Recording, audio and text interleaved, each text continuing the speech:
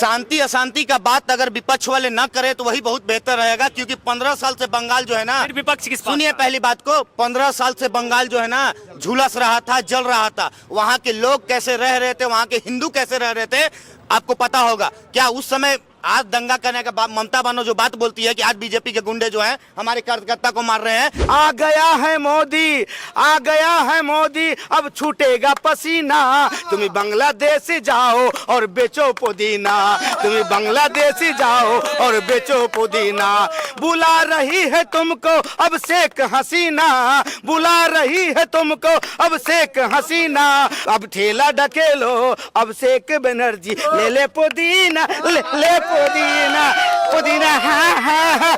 अब ये लोग पुदीना बेचेंगे बंगाल में। लेकिन एक बात जान लीजिए कि अटल बिहारी वाजपेयी का एक डायलॉग था कि पार्टियों से आप लड़ सकते हैं, लेकिन राम से अगर लड़िएगा तो आपका जिंदगी तहस नहस हो जाएगा। और राम का नाम लेकर जो आज काम कर रहा है, तो आज देखिए कि जनता उसको कहां से कहां पहुंचा देने का काम की है। वो नारी नहीं थी, बंगाल की बीमारी थी, समझ गए? बंगाल के हिंदुओं के लिए बीमारी थी वो नारी। वो नारी किस हिसाब से, जो एक नारी का सम्मान नहीं कर सकती है, जो एक नारी का बलात्कार होने पे कहती है कि 10 लाख रुपया देंगे, ये कहां तक का नारी का? वो नारी होती है, वो नारी नहीं राक्षसनी होती है। अगर चारा नहीं तो हमें चारा थोड़ी बनाएंगे फिर वो भाई, हमारे घर से निकाल के हमें चारा थोड़ी बनाएंगे वो भाई। जहाँ से वहीं चले जाए आराम से, जैसे रास्ता आने का था ऐसे रास्ता जाने का है, ईमानदारी से, प्यार से। नमस्कार, नेशन 99 में आप सभी का स्वागत है और मैं आपके साथ अनुज मिश्रा। आज हम दिल्ली के दिल कर्नाट प्लेस में मौजूद हैं और यहाँ पे आज हम चर्चा करेंगे बंगाल इलेक्शन को लेके, शुभेंदु अधिकारी के सीएम पद की दावेदार को लेके और भी बहुत सारी चीजें सिर्फ और सिर्फ बंगाल इलेक्शन को लेके। जी हाँ, तो हमारे साथ मौजूद हैं कुछ युवा जो कि आज बंगाल इलेक्शन को सच और सही क्या है उस पे आज हम चर्चा करेंगे। तो जी सर, मैं सबसे पहले आपका नाम जानना चाहूँगा। शुभम कुमार। सर, बंगाल में जो कंट्रोवर्सी चल रही है, जो बातें चल रही है कि बीजेपी ने ऐसा किया, बीजेपी ने छल करके जीता, बीजेपी ने चोरी किया है, इन सब चीजों पे आप क्या कहना चाहेंगे? देखिए, सबसे पहला कि आरोप लगाने वाला कौन? आरोप लगाने वाली ममता बानो, समझ गया? उन्हीं के एक भतीजे हैं अभिषेक बनर्जी, जो बोलते हैं कि अगर ईवीएम में घोटाला होता है तो आप कोर्ट जाइए, नंगा नाच करने से कोई फायदा नहीं है। तो आज ये बताइए कि अभिषेक बनर्जी सही है कि ममता बनर्जी सही है? ये आप हमें बताइए पहले। या तो उसका भतीजा गलत है, नहीं तो ममता बनर्जी गलत है। आरोप प्रत्यारोप लगाना बहुत सही है, आप लगाइए, पार्टियां पे लगा सकते हैं, कि पर्सनली आदमी पे लगा सकते हैं। लेकिन एक बात जान लीजिए कि अटल बिहारी वाजपेयी का एक डायलॉग था कि पार्टियों से आप लड़ सकते हैं, लेकिन राम से अगर लड़िएगा तो आपका जिंदगी तहस नहस हो जाएगा। और राम का नाम लेकर जो आज काम कर रहा है, तो आज देखिए कि जनता उसको कहां से कहां पहुंचा देने का काम की है।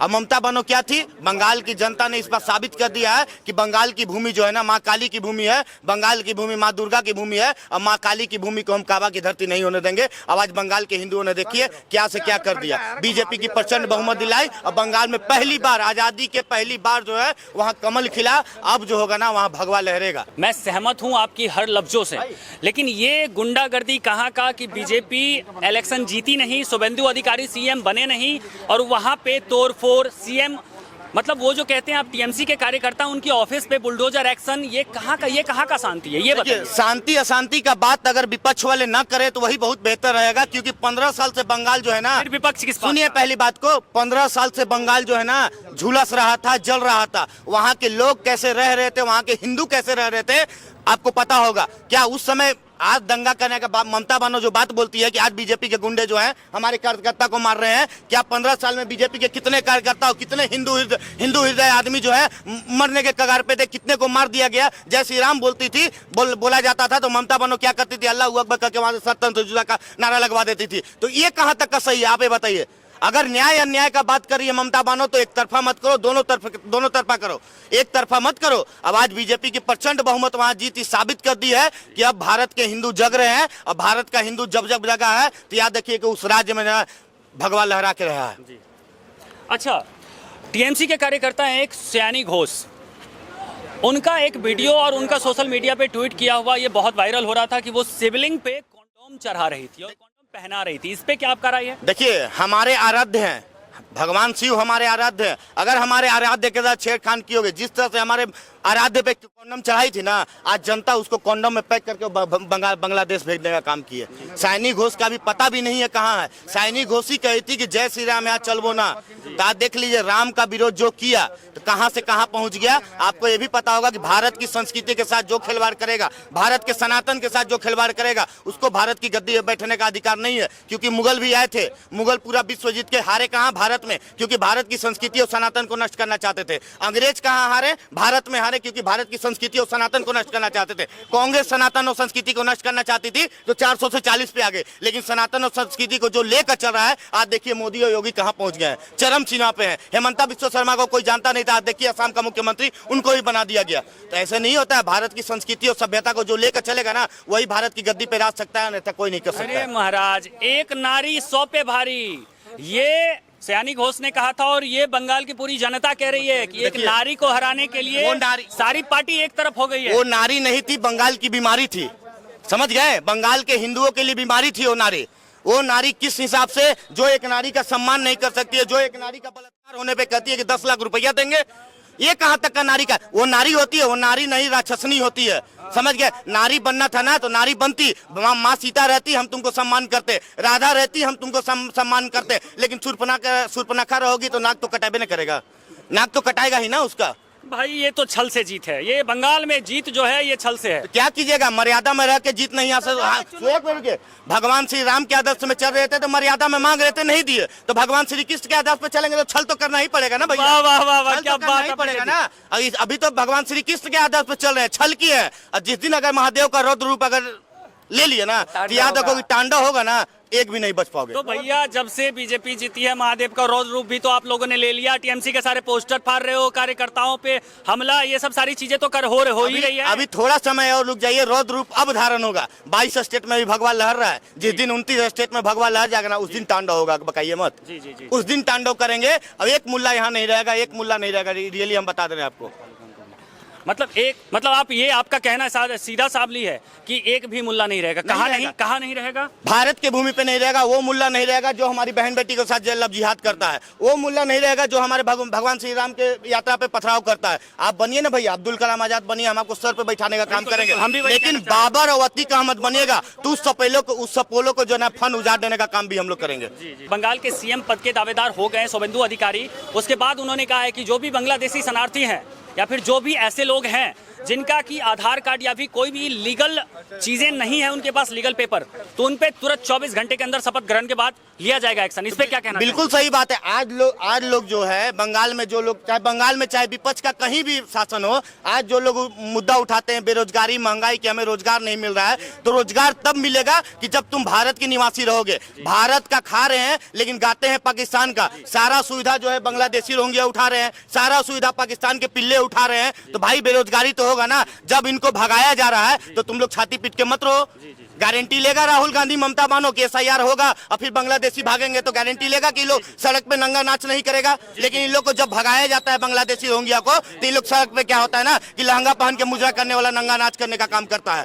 तो भाई आपको बांग्लादेशी और पाकिस्तानी से प्रेम क्यों है? आप बताइए कि अभी केरल में देखोगे, केरल में जैसे ही कांग्रेस जीतती है, तिरंगा झंडा तो नहीं लहरता है लेकिन पाकिस्तान का झंडा वहां लहरता है। आप बताइए, विपक्ष वाले जो कहते हैं कि हम देशभक्ति का सबूत देते हैं, यही तुम्हारा देशभक्ति है कि देश का झंडा नहीं लहराते हो, पाकिस्तान का झंडा लहराते हो, वो तुम्हारा देशभक्ति साबित करता है। ये देशभक्ति नहीं होता है, देशद्रोहियों वाला काम होता है। आप लोग 15 साल पहले कहाँ थे उनके कार्यकाल में? तब तक क्यों नहीं एक्शन लिया कोई? क्या कीजिएगा, समय आ गया। हम तो बता रहे हैं, कुंभकर्ण को भी जगाने में समय लगा था, कुंभकर्ण को भी जगाने में समय लगा था। क्या कीजिएगा, अभी हिंदू धीरे धीरे जग रहा है। हिंदू जगा तो आज देखिए कि बीजेपी का जहां 4 सीट नहीं आता था, आज 22 राज्य में बीजेपी भगवा ध्वज लहरा रही है। भैया आपको नहीं छोड़ेंगे, आपके पास फिर से एक बार आएंगे। दादा इन पे जरा फोकस कीजिएगा।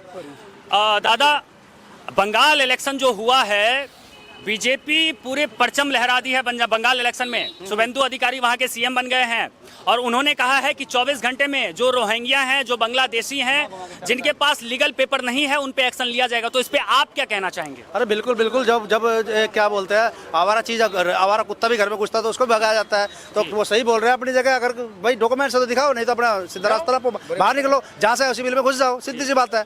लेकिन जो लोग गरीब हैं, जो लोग जिनके पास कोई चारा नहीं है, वो तो दूसरे देश में प्लान करते ही हैं कमाने के लिए। अरे तो चारा नहीं है तो हमें चारा अगर चारा नहीं है तो हमें चारा थोड़ी बनाएंगे फिर वो। भाई हमारे घर से निकाल के हमें चारा थोड़ी बनाएंगे वो।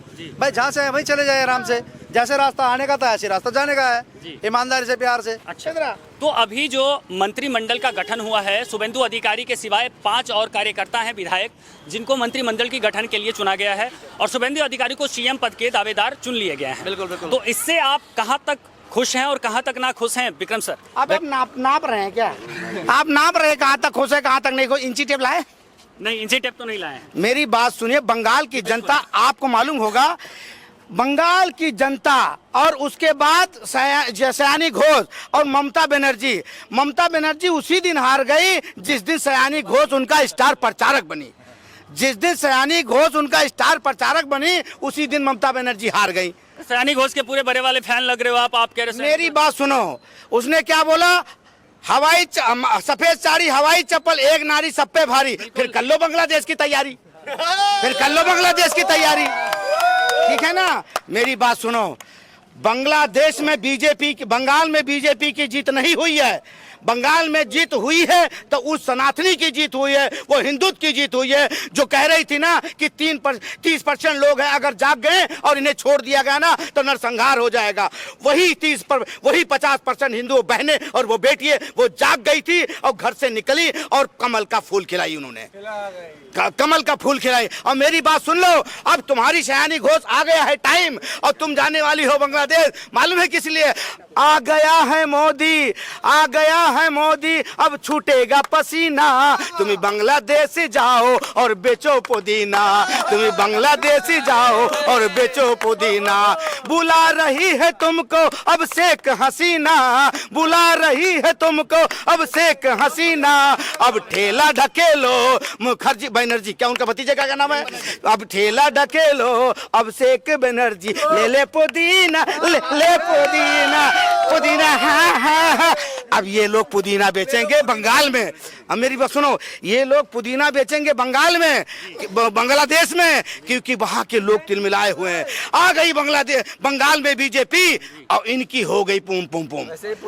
ठीक है, हरा तो दिया आपने बीजेपी का परचम सारे राज्यों में, मेरी तानाशाही आप कर रहे हो। मेरी बात सुनो, जीत उसी दिन हो गई थी जिस दिन सयानी घोष इनकी स्टार प्रचारक बनी थी।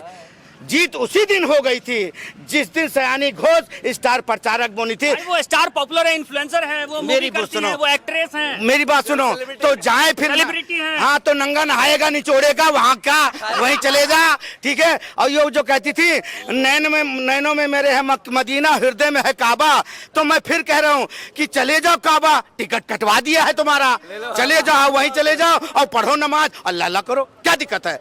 यहाँ राधा का, यहाँ कृष्ण का वास है और भगवान श्री राम का वास है और मैं फिर महादेव का वास है। और मेरी बात सुनिए, तमाम उन लोगों को कह रहा हूं, जिसने किया राम का विरोध उसने कर लिया अपना विरोध। जिसने किया पार्टी के विरोध करो, कोई दिक्कत नहीं। सयानी घोष क्या बोली? टीएमसी अभी इतनी बुरी टाइम नहीं आ गए हैं जो राम का नाम लेके जीतेगी। तो मैं फिर कह रहा हूं, तुम्हारा काम कर दिया उसी राम वाले ने और माँ काली वाले ने, माँ दुर्गा वालों ने करके दिखा दिया। अब जय श्री राम भी बोला जाएगा, जय माँ दुर्गा भी बोला जाएगा, जय माँ काली भी बोला जाएगा। जी, टीएमसी कार्यकर्ता हैं एक सयानी घोष, जिनका आपने अभी जिन पे बोला है कि उन्होंने कॉन्डोम सिबलिंग पे चढ़ाया था, सिबलिंग को पहना दिया था कॉन्डोम। उसके बाद उनकी जो है वायरल वीडियोस बहुत सारे हैं कि उन्होंने साउथ मूवी में एडल्ट सीन उन्होंने किया है। वो एक एक्ट्रेस है, अदाकारा जिनको कहते हैं हम। तो इस पे आपका क्या? देखिए, वो कुछ और नहीं है, वो चरित्रहीन है। सयानी घोष चरित्रहीन है, तभी चरित्रहीन में काम करती थी। आप भी देखे होंगे इस चीज को, बिल्कुल। समझ गए? सयानी घोष का कोई वजूद नहीं है। और रियली बता रहे हैं कि जिस हिसाब से हमारे आराध्य शिव पे कंडोम चढ़ाने का काम की थी ना, आज जनता जो है ना उसको कंडोम में पैक करके बांग्लादेश भेजने की तैयारी में है। इस चीज को जान लीजिएगा। आपको लगता है कि 15 साल के बाद जो बीजेपी का सरकार बंगाल में आया है तो उस पर लगता है कि आपको कुछ 15 साल के बाद कुछ बड़ा परिवर्तन और कुछ बढ़िया परिवर्तन होगा? बिल्कुल होगा, क्योंकि अब बीजेपी क्या होगा? वहां पे जो है ना बदलाव की राजनीति नहीं, बदले की राजनीति होना चाहिए। जो 15 साल से हिंदू वहां मराए हैं, हिंदू को मारा गया है, जो जय श्री राम, बंगाल में बीजेपी की जीत नहीं है, उन माओं की जीत है जिनकी बेटियां जो है ना टीएमसी के गुंडों की दरिंदगी का शिकार बन गई थी। उन राम भक्तों का है जो जय श्री राम का नारा लेते थे और उनको अल्लाह अकबर कह के सत्तन से जुदा कर दिया गया था। उन लोगों का जीत है, बीजेपी के वहां जीत नहीं है। अब आज हिंदुओं ने इस चीज को साबित कर दिया है, बंगाल के हिंदुओं ने एक ही बात साबित कर दिया है कि राम के नाम से बड़ा कोई नहीं है।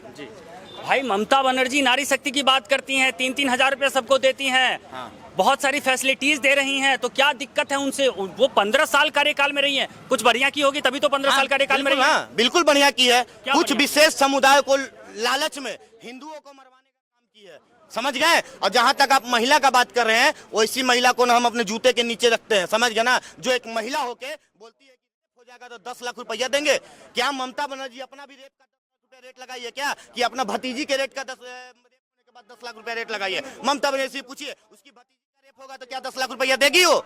हैं? एक महिला होके अगर महिला के मुंह से ऐसा शब्द निकल रहा है ना, तो उसको हम महिला नहीं कहेंगे, उसको नारी नहीं कहेंगे, उसको बीमारी कहेंगे, समझ गए।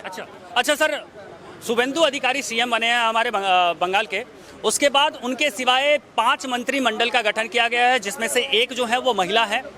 तो जो 5 विधायकों को बुलाया गया है, तो इनमें से आपको क्या लगता है, इसमें आपकी क्या राय है कि जो 5 विधायकों को जो बुलाया गया है, उनमें से मंत्रिमंडल कितनों को मिलेगा? महिलाओं को, पुरुष को, या फिर जो भी है वहाँ पे कार्यकर्ता, उनको किस, देखिए, मतलब आखिर किसको मिलेगा? देखिए सबसे बड़ा बात कि बीजेपी, मतलब उनकी मंथन क्या है, उनकी सोच क्या है? देखिए उनकी सोच क्या है कि हर आदमी का दिमाग अलग होता है, लेकिन बीजेपी जहां है ना, सबका साथ सबका विकास का नारा लेके चलती है।